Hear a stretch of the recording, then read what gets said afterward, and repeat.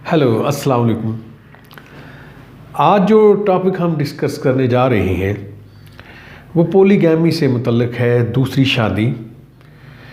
शादी करने में तो कोई कबात नहीं, ना कोई रिस्ट्रिक्शन है मजहबी या मुल्की कानून में, लेकिन इसके लिए एक प्रोसीजर है कि परमिशन लेना ज़रूरी है सो दैट कि दूसरी शादी की सूरत में जो साबका बीवी है या बच्चे हैं उनके सारे मामलात की डॉक्यूमेंटेशन की जा सके, सो दैट के बाद में कोई ऐसा मसला क्रिएट ना हो और हर चीज़ ब्लैक एंड वाइट रिटन हो, तमाम टर्म्स एंड कंडीशन भी रिटन हो ताकि उन्हें इम्प्लीमेंट भी किया जा सके। तो दूसरी शादी यानी पॉलीगैमी ये गवर्न होती है मुस्लिम फैमिली लॉज ऑर्डिनेंस 1961 के तहत कि दूसरी शादी करने की सूरत में क्या क्या फॉर्मेलिटीज़ अडॉप्ट करनी होंगी, क्या लॉ ले डाउन हुआ है इस सिलसिले में।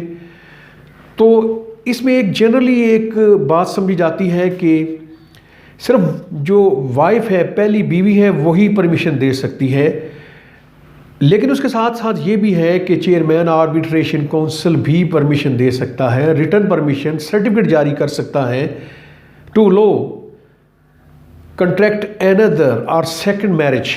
उसका तरीकाकार ये होगा कि जो भी शख्स ये ख्वाहिश रखता है दूसरी शादी करने की, बीवी अगर उसे पहली बीवी से इजाज़त नहीं देती तो इट डज़ नॉट मीन कि वो दूसरी शादी नहीं कर सकता या उसे कुछ लीगल कॉन्सिक्वेंसेस का सामना करना पड़ेगा, ऐसा नहीं है।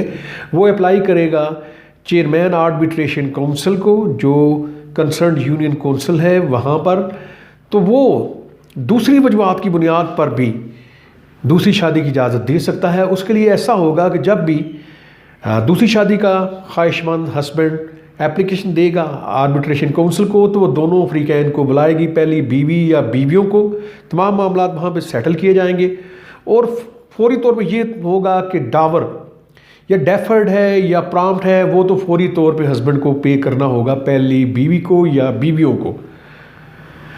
तो सेकंड चीज़ ये होगी कि बीवी कहती है कि मैं इजाज़त नहीं देती, तो आर्बिट्रेशन काउंसिल किन शराइत पर इजाज़त देगी। सिर्फ यही तो नहीं कि बीवी की रजामंदी, उसमें बहुत सारी चीज़ें आर्बिट्रेशन काउंसिल कंसिडर करके certificate to contract another marriage issue कर सकती है उस हस्बैंड को। वो ये होगा कि अगर बीवी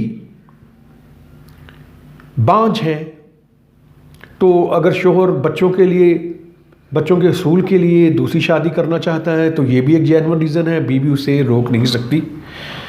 फिर और भी ऐसी कई रीज़न्स हैं जो कि वहाँ डिस्कस हो सकती हैं आर्बिट्रेशन काउंसिल में, दोनों के रिप्रेजेंटेटिव होंगे। मेन तो ये है, और दूसरे बीवी के और भी रवैया जात जिनकी वजह से वो दूसरी शादी करना चाहता है। असल में बात तो ये होती है कि दूसरी शादी करने में अगर बीवी परमिशन नहीं देती तो तलाक का ऑप्शन तो है, लेकिन अगर कोई हस्बैंड तलाक नहीं देना चाहता, पहली बीवी को रिटेन करते हुए दूसरी करना चाहता है, तो वो तो ज़ाहिर है इसीलिए गया है arbitration council.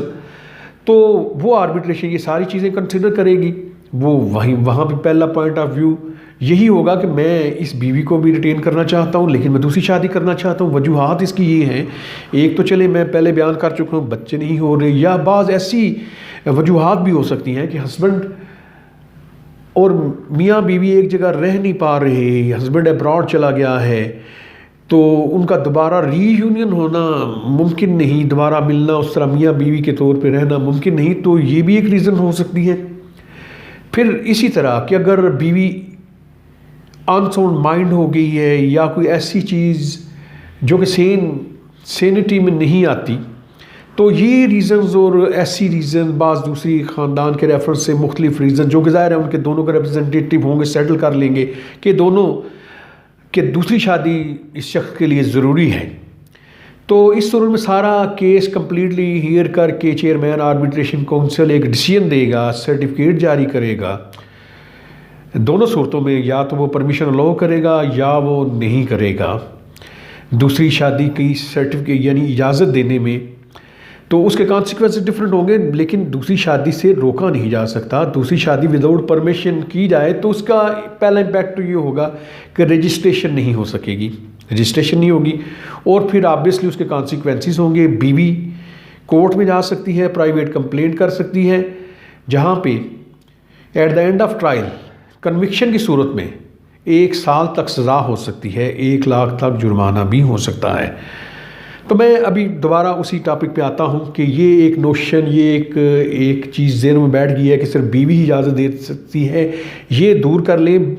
In addition to ex wife और वाइफ्स, चेयरमैन आर्बिट्रेशन काउंसिल भी on certain conditions permission letter certificate issue कर सकता है।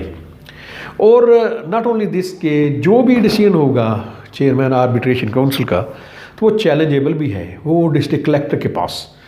अगर वो ये होल्ड करता है कि ये दूसरी शादी कर सकता है, जस्टिफाइड है, रीजंस हैं, तो बीवी चैलेंज कर सकती है। तो दोनों सूरतों में दोनों फ्रीकैन ये चैलेंज कर सकते हैं। तो ये अब इसी कंटेक्स्ट में ये मेरा ये लेक्चर या जो भी ये एक लीगल पोजीशन थी, ये याद रखिए कि बीवी अगर परमिशन ना दे तो हस्बैंड के पास दूसरे सोर्सेज भी हैं। लॉ परमिट करता है उसे कि आर्बिट्रेशन काउंसिल के पास जाके सर्टिफिकेट ले सके। तो ये भी बड़ी हेल्पफुल हैंडी वीडियो होगी कि ये बहुत से लोगों को बहुत सारी चीज़ें क्लियर कर देगी। तो thank you so nice of you. तो इसी तरह की वीडियोज़ के साथ आइंदा भी इंशाल्लाह सिलसिला चलता रहेगा। तो ये चीज़ आखिर में जाते जाते कि ये मुस्लिम फैमिली लॉज ऑर्डिनेंस 1961 ये चैलेंज भी होते रहे हैं कि ये against the injunction of Islam तो नहीं, लेकिन कोर्ट से होल्ड किया कि against the injunction of Islam नहीं है, परमिशन लेना against the injunction of Islam नहीं है, इस्लाम के ख़िलाफ़ नहीं है। ये तो एक प्रोसीजरल मैटर है। शादी तो वो कर सकता है, शादी दूसरी तीसरी चौथी शादी पे पाबंदी तो नहीं लगाई गई। तो ये इस्लामिक भी है, तो इसको इसी परव्यू में कंसिडर किया जाए। तो अब मैं यही कहना चाह रहा था, जब ये चैलेंज हुए तो कोर्ट ने होल्ड किया है जितना 61 के जो भी कवानीन हैं वो बिल्कुल इस्लामिक हैं। तो नेक्स्ट वीडियो तक, till then thank you very much, खुदा हाफिज़।